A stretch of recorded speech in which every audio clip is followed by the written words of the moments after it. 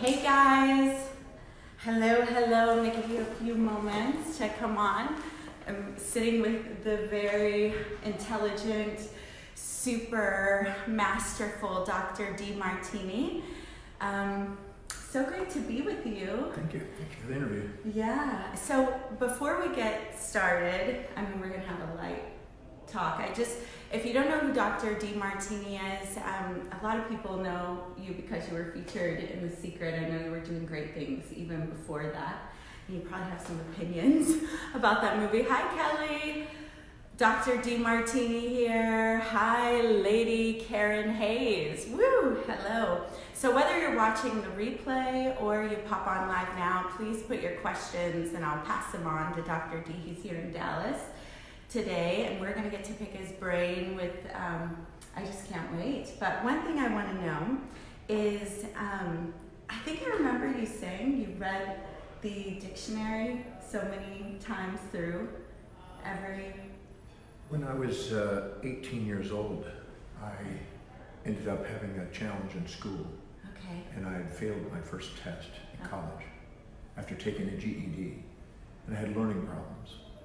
And to overcome that, with the help of my mom, I went to a dictionary and I started memorizing the beginning of the dictionary to the end of the dictionary, 30 words a day. Oh my gosh. And my mom would test me on my ability to spell, pronounce, and use them meaningfully in a sentence. And my vocabulary was able to grow because of that. And then I started reading encyclopedias.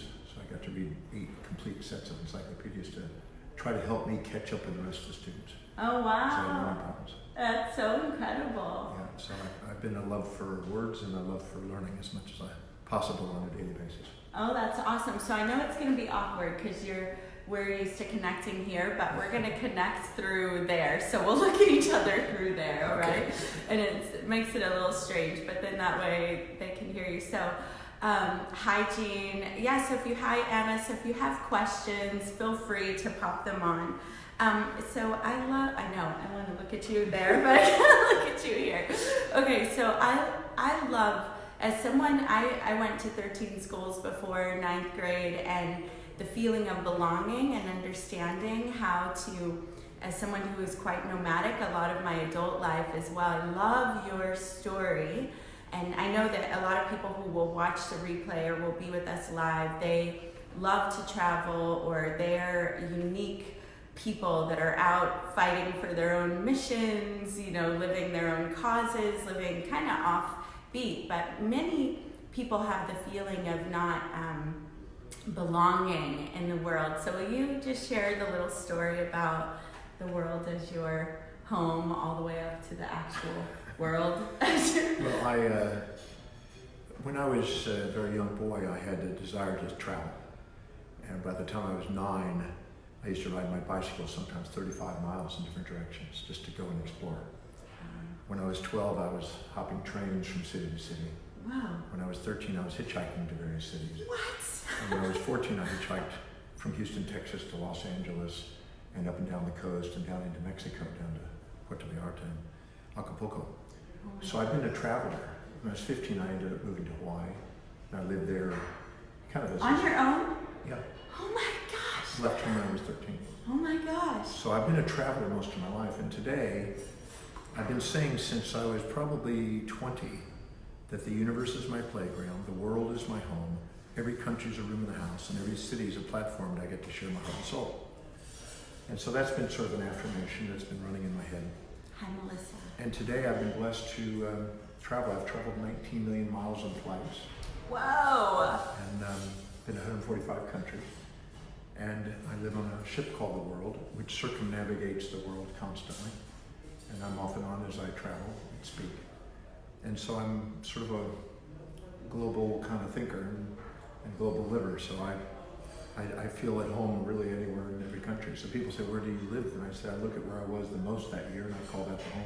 Oh, I love that. I love the change of perspective. And that ship called The World, it's been on the Travel Channel or something, hasn't it? Yeah, they've done many documentaries on it and shows or pieces on it. Melissa says, oh my God, I love him. She loves you. See the heart faces. Yeah, and she says, he wrote my favorite quote, when the voice inside is louder than the voices outside, you have mastered your life, or something like that. Yes, that was from The Secret, I think. Yeah. I'm a firm believer that if you don't fill your day with high priority actions that are deeply meaningful and that inspire you from within, your day will fill up with low priority distractions from without. And if you don't pursue challenges that inspire you, you will attract challenges that don't. So it's up to us, because nobody has an outside person dedicated to the fulfillment of your life. We have the, might say, the responsibility or accountability to decide, fairly and reasonably, based on what we value most, what it is we want to fill our day with and how we want to make our life. We're the captains of our ship, masters of our fate, and we have our hierarchy of values determines our destiny. So give yourself permission to do something extraordinary based on what's most meaningful to you. And watch what happens to your life. Hi, Hoda's in Egypt. We've got people in from, you've got people all over the world watching, which I know you travel and speak all over the world.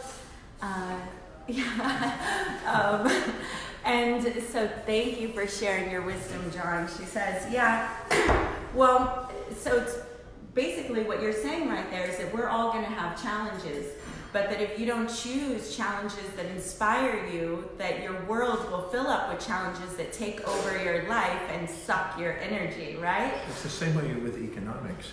If you don't take a portion of whatever you earn and then apply it and invest it in assets that appreciate in value, which is a reflection of your own appreciation of yourself, you'll have unexpected bills entropically destroy your potential to gain mastery over finances. So if you don't fill your coffers, you may say, with things that are meaningful to you, assets that put money in your pocket passively, you will always have to work for money as a slave instead of its master. Yeah, you talked about, and hello from Jordan. Hello Ibrahim. He's watching from Jordan, says hello to you and to me.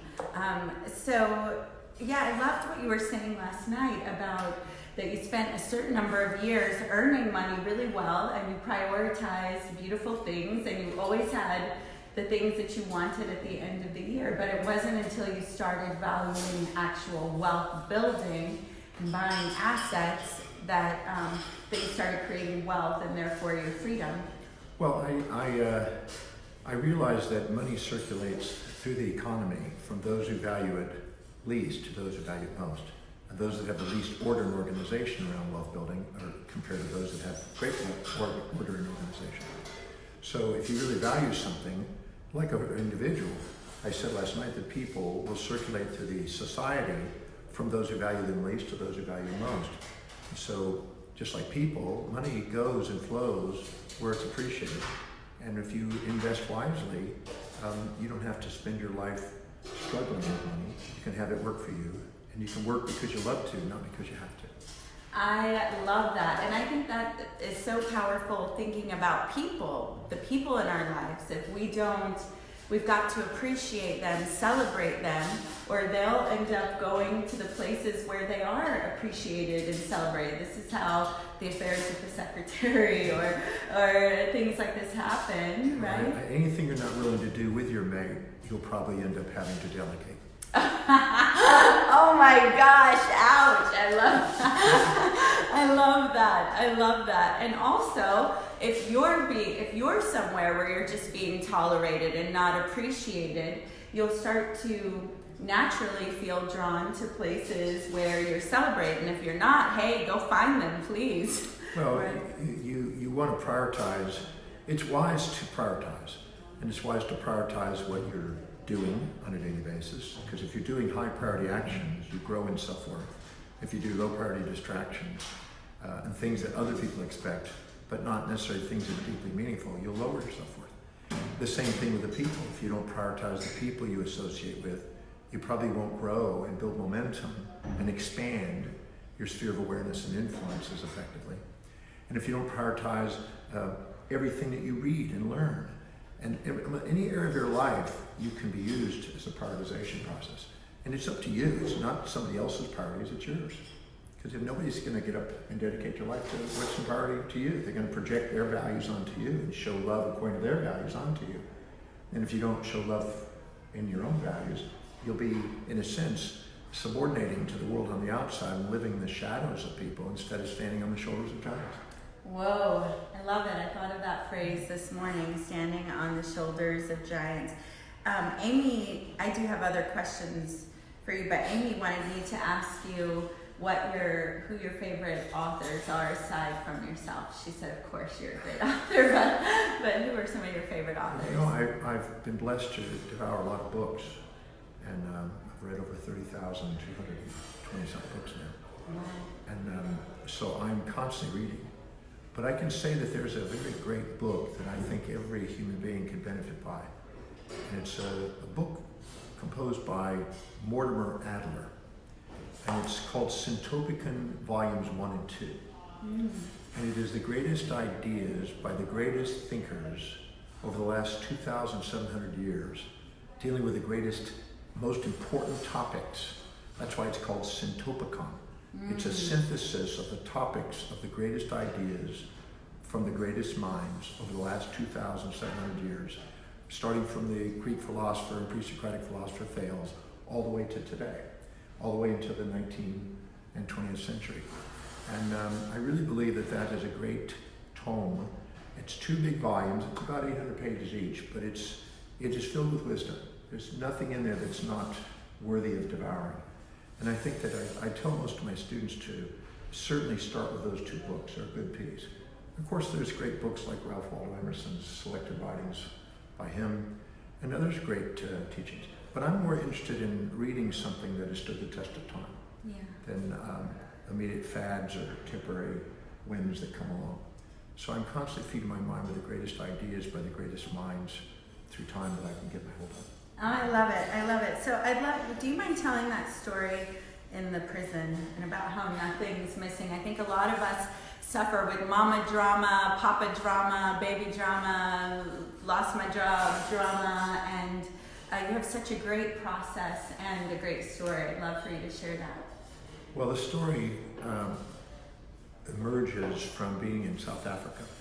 I was asked to speak at the Krugersdorp prison there, which is a massive prison.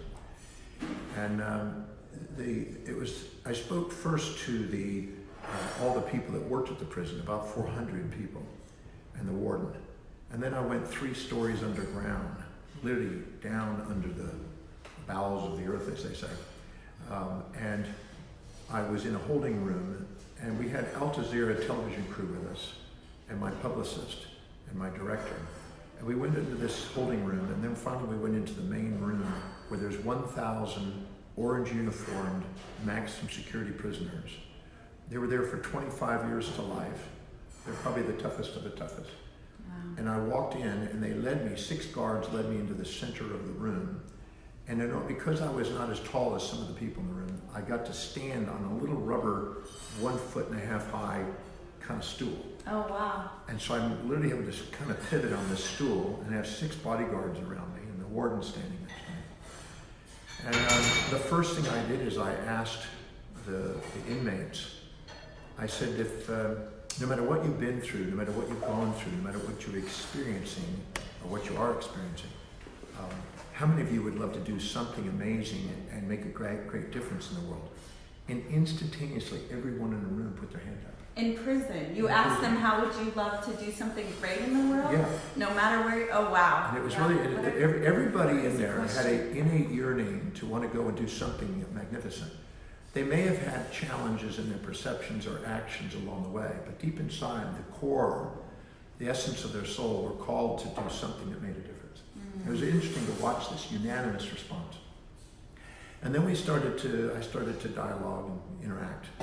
And finally this one gentleman who was a little bit cocky challenged me, and he said, well, that's easy for you to say, you don't have what I had and you had an easy life and this and that, even though I lived on the streets too. He didn't know that, did he? And he said, I didn't have no mama, I didn't have no papa, I didn't have no this, I didn't have, and he was running his racket, his story. And he wanted to be victim of history instead of master of destiny. And I just came off the stool spontaneously, not thinking of the rules that I'm supposed to follow by walking with the guard. Yeah, because you're not supposed to be walking around Yeah. with these huge men that are all taller than you. Yeah, I just Maximum walked in towards this man, and I didn't have any thought about what might happen. I just wanted to help the guy. And as I walked up to him, and I said, listen, at the level of the essence of your soul, there's nothing missing. At the level of the existence of your senses, things appear to be missing. And you may appear to have a lost father or a lost mother, but other people emerge in one or many forms, in male or female forms. Somebody else plays that role. And wisdom is looking deeper and broader and discovering the form that it's in, and not thinking that you're a victim of this history, but you're actually a master of transforming your perceptions and decisions and seeing things and actions. And as I was communicating with him and saying that nothing was missing, you could see him trying with his eyes to see who it was in his life, gang leaders, best friends' fathers, these kind of things. And then all of a sudden, way off in the distance, maybe about 90 feet away, a gentleman who was in his 60s started crying. He just started bawling. And when I turned, everybody looked at him, and he was a very highly respected inmate. He'd been there for 26 years, was there for life. And because he was bawling, everybody just calmed and just like, here's one of the great inmates crying. Wow. And so I just spontaneously started to go towards him. Wow. And the guards, and we all walked towards this gentleman. And as I did, the warden came beside me. And he says, I know who my mama is. I know who my mama is.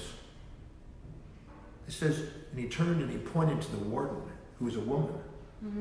He says, you're my mama. You've been my mama for 26 years. If it wasn't for you, I would have died. I would have been dead. I would have overdosed. I would have been shot. You saved my life, mama.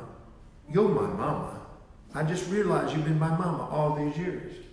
And the whole place, 1,000 men were in tears. And even the warden was in tears.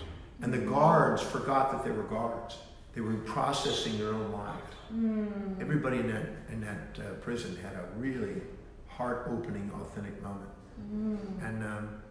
And he realized that it wasn't missing, and he was not a victim. He realized he had awakened himself to see that there was fullness in the perception of emptiness. Mama is as mama does, says Randy. Yes. Yeah, I think that's so huge because, I went through your breakthrough experience many years ago. That was pre-inviting you to be on The Secret. And I found that to be I didn't know that story then, but I found that process of realizing that nothing is missing, that everything is in balance, such a powerful, powerful process. She says, wow, amazing story. Susan says she's in California.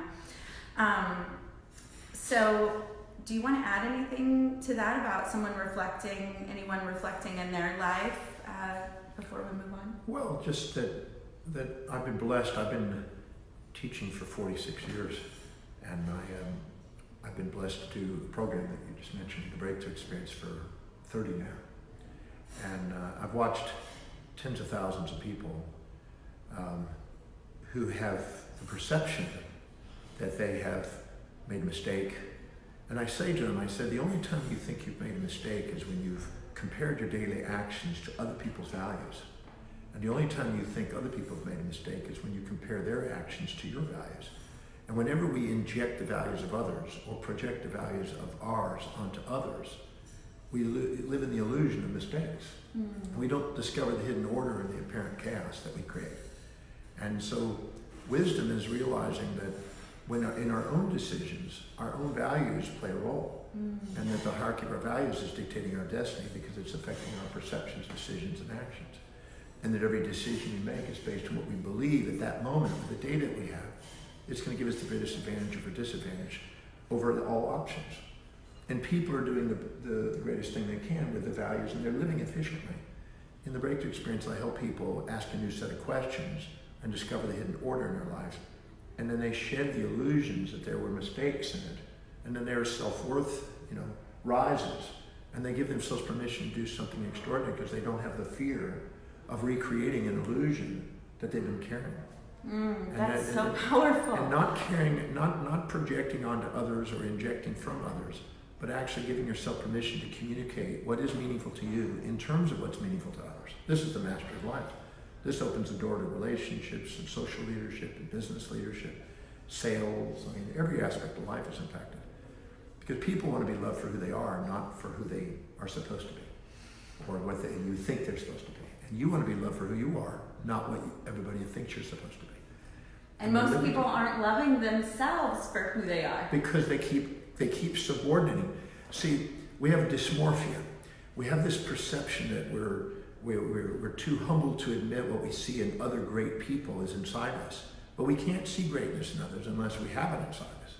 Once we look deeper and see the form in which we're expressing what we honor in them, once we do, we give permission to stand in the same position, not in their shadows, but on their shoulders. And then we realize the same thing for the people that we've negated. We may be resenting them, but it's because we're too proud to admit what we see in them is inside us. But once we own it on both sides of ourselves, the hero and the villain, the saint and the sinner, we don't need to get rid of any part of ourselves to love ourselves. And we give ourselves permission to be whole. And I think that's what we all want innately. But we don't give ourselves permission because we've indoctrinated ourselves by social customs and mothers and fathers and preachers and teachers and traditions and things that may not be so, but have been passed down as if they're so. And the best way, the most powerful way to disempower a society is to promote an idealism that nobody can live by. Yeah. And this is very common. And so we have to go past the parroting and actually think and be integral with our own awareness about what's going on in our life and be accountable for seeing the balance of life. If we do, we have balanced physiology, balanced psychology, and we have accountability, we can balance our checkbook, if you will. That's so incredible. What, now I think we're on it, so what is spirit to you? Or, yeah. Well, I think that whatever inspires an individual, see, if we're infatuated with somebody, we look up to them. If we resent somebody, we look down on them. If we look up to them, we minimize ourselves. If we look down on them, we exaggerate ourselves. So anytime we judge somebody above or below on pedestals or pits, we're not being ourselves. And when we do, the judgment makes our mind close off our heart. But the second we have reflective awareness and we have equanimity within us and equity between ourselves and others, the heart opens and we access the true nature, the authentic self. And we get inspired and tears of gratitude come out of our eyes for seeing the awe, the magnificent hidden order in our daily experience. In that moment, we have the spiritual experience. It transcends the immanent mind, as Immanuel Kant would say, that judges, that's caught in the analytical, the breaking down of things. And so that the moment we transcend that, we see things as they are, not as we thought they were. We get inspired. And everybody has a different view of what that is because they have a unique set of values. Some people's spiritual path will be raising a beautiful family. Some will be building a great business. Some will be social causes. Some will be doing yoga and hatha yoga or mystical. There's no right or wrong to what that is because there's a complete spectrum of values for people. It's all spiritual. As Guru Nanak beautifully said, where's God now? Yes. Well, I love that. There's nothing not spiritual as far as I'm concerned. If we don't see it spiritually, we somehow limited our mind and judged it with a very acute, narrowed mind and didn't see the whole picture. And when we judge something like that, we don't see the whole. And we miss out on the magnificent inspirational state that's available to us at all times. We're not being forsaken, we forsake. We forsake by judging it. So spirituality is, I would say, where is spirit not? It's all spirit. Yeah, I love that. I agree with that. So one of the things that impacted me so much that you've already talked about in the breakthrough experience was the realization that anytime I'm putting someone above myself, I spend a lot of years promoting other people and other people's work, and I will continue to do that because I love great teachers and speakers. But often I had myself in the pit, so owning my own voice or power, truth, or work was a challenge because I was always like, oh, this amazing person, made me really good at my job as a promoter and creating strategic alliances. The key is to not put people on pedestals or pits, but put them in your heart. That's right. And be colleague along the journey. Because if you help other people get what they want, you'll get what you want. And it's not an altruism, it's not a narcissism, it's a transcendism. Yeah. And you realize that it's neither one of those are the answer. Altruism eventually makes you say, you know, what's in it for me? And narcissism eventually says, what's in it for them? It teaches you the other side. So neither one of those are sustainable. The only thing that's sustainable is a perfect equanimity. Yeah. So we learn that through our tribulations and trials and errors, or we can learn that through foresight. It's wiser to learn through foresight than it is to have to go through hindsight, that's all. Yeah, so it's powerful taking people, you know, there were also people that I thought I was better than and used to prop myself up. So that whole idea of keeping people in your heart, not above you, not below you. And I remember you sharing a powerful story to speak to financial possibility of a financial planner who wanted to work with really wealthy people. And so you had her go through these different magazines and kind of identify. Yeah. I call it owning the traits of the greats. In the breakthrough experience, one of the exercises that I do is, there's a method that I developed called the Demartini method. And it's a science that, if applied, guarantees a result. But what it does is it helps you identify the things you admire and despise, that you look up to or down to, the things that you see as a hero trait or a villain trait, or the saint or the sinner, or the virtue and the vice, and own it. Because you got to own both sides. See, if I went to you and I said, you're always kind, you're never cruel, you're always nice, you're never mean, you're always positive, you're never negative, always giving, never taking, your bullshit meter would go off and go, not always. And if I said, you're always mean, never kind, you know, nice, you're always cruel, you're never kind, you're always taking, never giving, always negative, never positive, again, your bullshit meter would go off and go, no, that's not true. But if I said, sometimes you're kind, sometimes you're cruel, sometimes you're positive, sometimes you're negative, sometimes you're this, sometimes you're that, you'd immediately go, yep, that's true. So we only have certainty and acknowledgement when we embrace both sides. And we don't need to get rid of one side to be loved. And so I do is I help people take the most empowered people, the most extreme heroes or villains, and own the traits. I went through a dictionary one time, a big Oxford dictionary, biggest one I could find. Very thin paper, lots of pages. And I went and I circled every behavioral trait that I could identify in human behavior. So kind, cruel, nice, mean, considered, inconsidered, honest, dishonest. And I went through every one and circled it. Then I thought of the person who's the most extreme example that I've met personally that reflected that trait very beautifully, positive or negatively. And I put their name out there. Then I went inside myself and looked carefully of where and when I've displayed or demonstrated that specific trait, action, or inaction that they demonstrated or displayed, until I could own it 100% quantitatively and qualitatively. And once I realized that nothing was missing in me. Sometimes I'm kind, sometimes I'm cruel, sometimes I'm honest, sometimes I'm this. I had them all. And then I realized the traits that I thought were positive, I looked at the downsides, and the traits I thought were negative, I looked at the upsides, and I realized that they're all human behavioral traits that we need in different settings, and there's nothing to get rid of. And so many people are they're shocked by that, because they think, no, I need to get rid of half of myself, and I need to be this one-sided person. No. In fact, it'll be futile. As the Buddha wisely says, the desire for that which is unobtainable and the desire to avoid that which is unavoidable is the source of human suffering. If you strive to get a one-sided magnet, you'll be striving for eternity, and you'll end up having futility. So I say learn to love all parts of yourself. You won't be able to love yourself unless you embrace all parts. And you won't be able to love the world unless you embrace all parts. Trying to change the world and fix the world by making it wrong based on your judgment will only lead to futility, because there's somebody out there with an opposite set of values to you that thinks just the opposite of you, and you'll run into them and probably even marry them. Well, what about, so like addictive behavior, where is that useful in a setting? Well, it is. First of all, there's lots That's of a beautiful way to look at this, Layla says. And hi, Matt Morris and Phoebe, I saw you. Yes, we have to own all of us, not just what we think is positive within us, all right? We have to claim and it says more, but I'm not going to click on it yet. Yeah, because the positive negatives are elusive. Yeah. You can't really label a positive or negative, really, ultimately. It's an illusion. The things we think are terrible a day, a week, a month, a year, or 5 years later, we find out that that's terrific in it. And the thing we think is terrific a day, a week, a month, a year, 5 years later, you find out it's got some terribles in it. You buy a new house, you think, oh my God, it's so happy. And then you have all the challenges. And you get this new challenge, and you think, oh my God, it's terrible. And then you look at, oh, thank God that occurred. They're elusive. The emotions are subjective biases that we project onto events that are actually neutral until we are awakened. So I don't find it productive to strive for that which is unobtainable and try to avoid that which is unavoidable. I'd rather embrace all parts of myself. I would too, but addictive behavior. I want to hear your answer. Well, addictive behavior is a strategy. Okay. When you have an event in your life that you haven't seen the blessings to, you go into your amygdala instead of your executive center, and you look for immediate gratification to compensate. And consumerism and immediate gratification and impulsive and compulsive behaviors, the desire center of the amygdala, is the addictive center. And it's basically a compensation for unfulfilled highest values.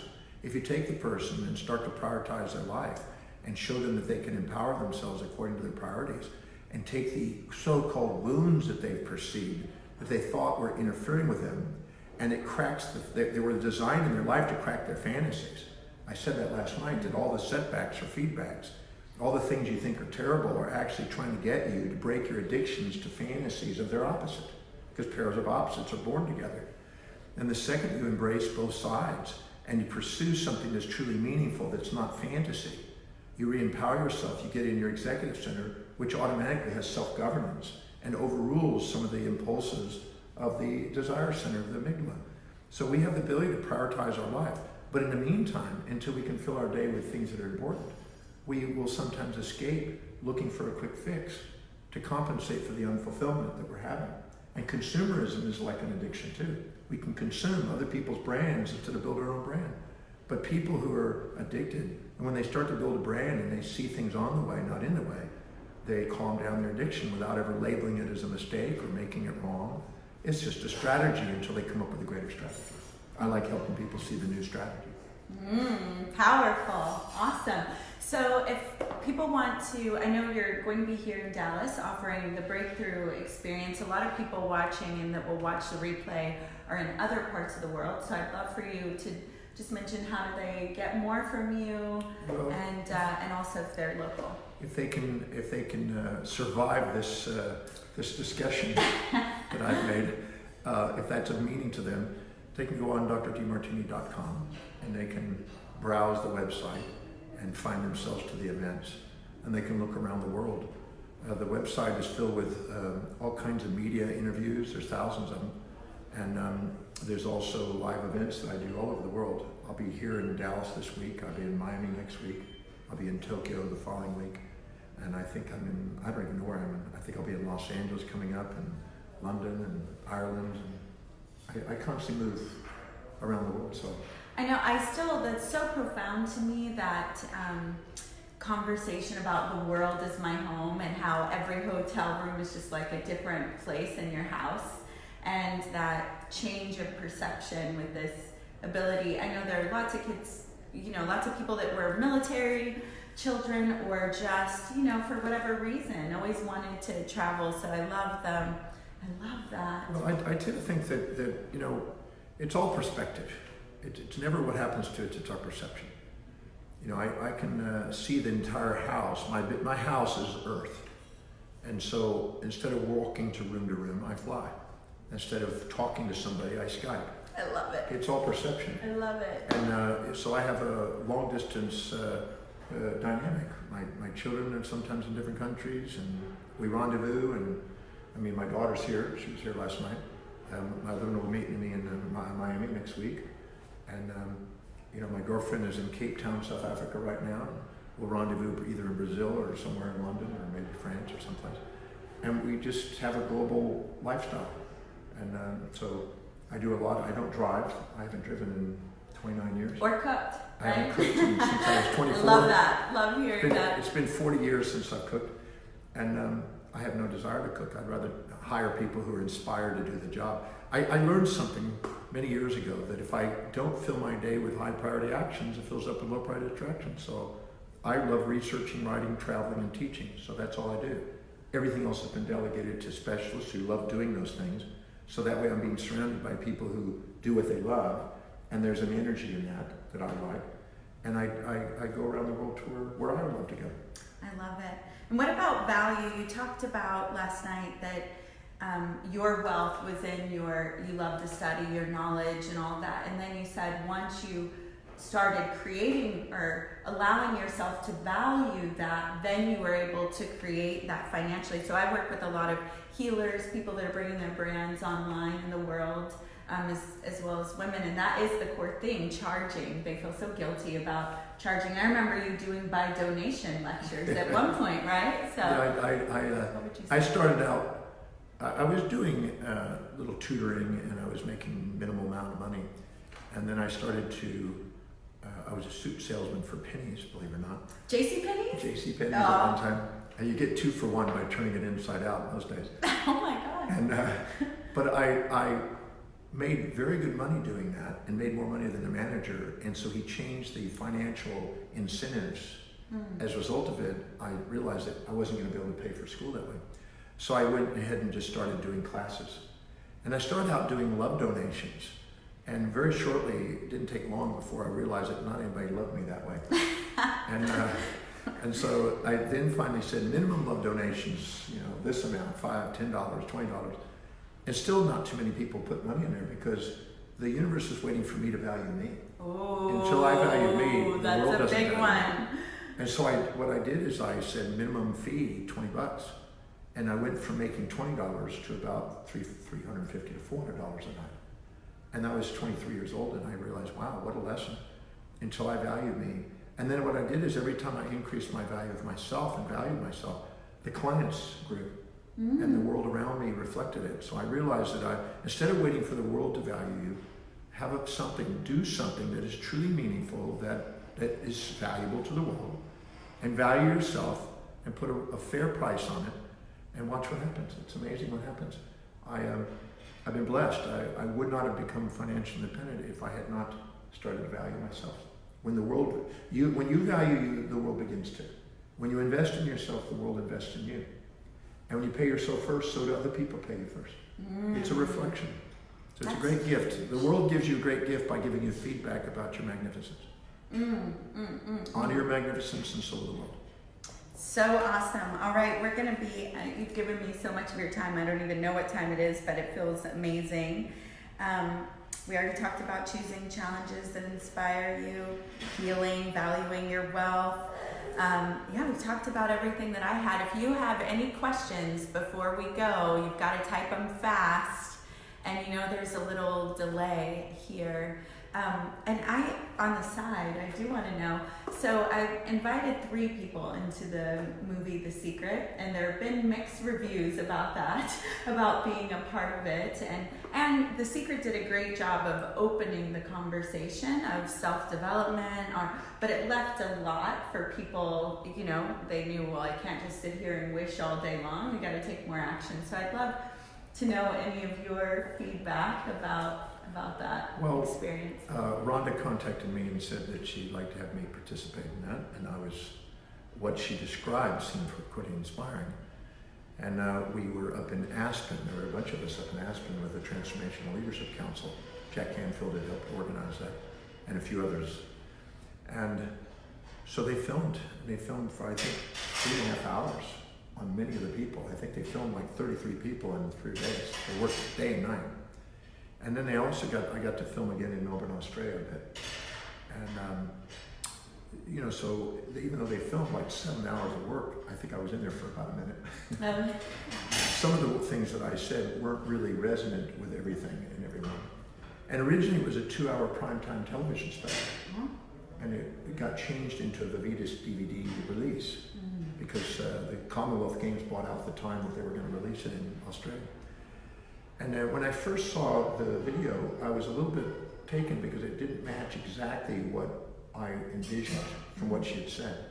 But she realized when she actually went to the DVD, she had to lighten it up a bit, make it more mass appeal, and put more of the people in it, because originally it was only 6 people. And so when they did it, it changed it. And my first reaction is, well, it's left out a lot of things that I would love to have said. And then I realized that but it actually met the needs of the market at the time. And millions of people valued that all over the world.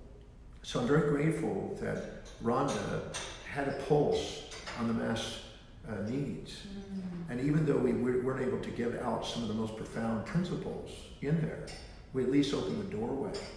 And many of the speakers and participants in the movie, I think, afterwards, in follow-up, in speaking engagements, were able to give the secret behind the secret left out of the secret. Yeah. And there was more action-oriented and more prioritization-oriented in most people's contribution. But I'm grateful for the secret because I think it helped me reach people I would not have reached. I was already busy speaking about 280 times a year, but that moved it over the 300 mark. And so I'm grateful for the secret. Rhonda did a contribution, and but I think it opened up the doorways for us to keep adding and keeping the conversation going with details that it's not easy to edit into an hour and a half. No. It's not easy. Yeah. I mean, a massive amount. I mean, 7 hours of mine, and let alone 33 other people. I can't even imagine how much editing had to be involved. So to be able to get that down into something that was inspiring and get to capture some of the essence of it, great. I'm grateful for that opportunity, but I'm grateful also for the clarification that I was able to do in live presentations around the world. Yeah, that's so powerful. So I remember Roy Smooth calling and saying, hey, there's this woman doing this movie. She's looking for amazing, but they have to be very successful people. Who do you know? And they were calling me because I knew Dennis Waitley. And then I was like, yeah, and Dr. D and Lisa Nichols, and we called you. You guys were on, and then they called you, I guess. But some people have been like, yeah, mixed reviews. I think overall most people feel like they got to really break it down on the stage, like you said. But yeah, like I said, there was, you know, I'll just do this. I mentioned this last night. Yeah. When I was in elementary school, we were told that atoms were little balls that you put stick pictures, and you take red and blue balls and red balls and things, and you make these little stick pictures. And you think an atom is a ball. Then you go to high school, or college, pardon me, and you find out that it's got protons, electrons, and neutrons, and it looks like a little solar system, the Bohr model. And then you go on to professor and go into college, and you find out it's probability distributions in complex mathematical equations. And it's a little different, it's more abstract, more mathematical. And then you go further and get your PhD and go into professor, and you find out that these theories have little bits and pieces that aren't quite absolute yet. yeah. And so we had to teach the illusions until we're ready for truth. And I think that the secret had to teach some of the illusions until people were ready for the truth. And I think the accountabilities that emerged over time in the pursuit of their dreams taught them to start with the basics and build from the basics and continue to go. Start with what you know and let what you know grow. This is the mastery of life. Awesome. Dr. D, thank you so much for your time and your inspiration and your wealth of knowledge. It's been absolutely phenomenal.